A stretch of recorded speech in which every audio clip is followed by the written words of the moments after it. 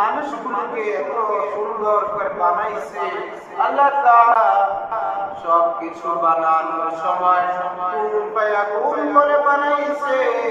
পাহাড় বানাইছে কুন ফায়াকুন বলে, পর্বত বানাইছে কুন ফায়াকুন বলে।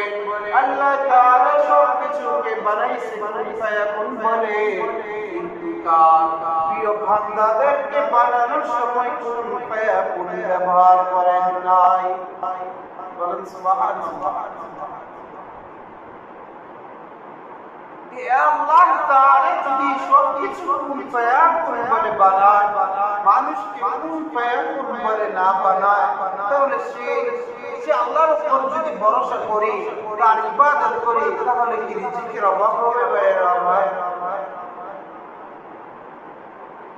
কয়টা জিনিসের কথা বললাম আজকে, কয়টা আমলের কথা বললাম? চারটি আমল। কয়টি আমল? চারটি আমলের কথা বলেছি। দুর্ভিক্ষকে ঠেকানোর জন্য, ঠেকে ধরার জন্য, ঠেকে একেবারে আঁকড়িয়ে, ঠেকে মানে কি আঁকড়িয়ে ধরার জন্য এক নাম্বার ব্যবস্থা হচ্ছিল সুন্নতের প্রতি জীবনকে গড়ানো, সুন্নতের প্রতি কি মন দেওয়া, সুন্নতের প্রতি জীবনকে চালানো। দুই নাম্বার কি ইস্তেগফার, ইস্তেগফারের সাথে লেগে থাকা। কিভাবে ইস্তেগফারের সাথে লেগে থাকবো?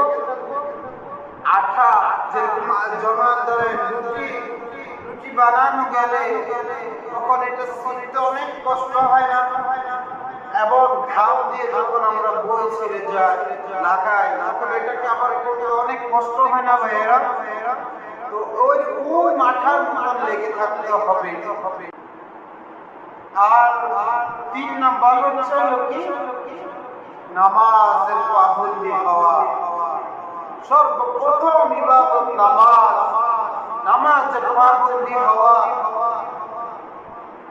এবং চার নম্বর কি আল্লাহ তাআলা রবের উপর পরিপূর্ণ বিশ্বাস রাখা যে আমার রিজিক কোন মানুষ দিতে পারবে না, আমার রিজিক দেওয়ার জন্য আমার আল্লাহ তাআলা, আমার রবই যথেষ্ট।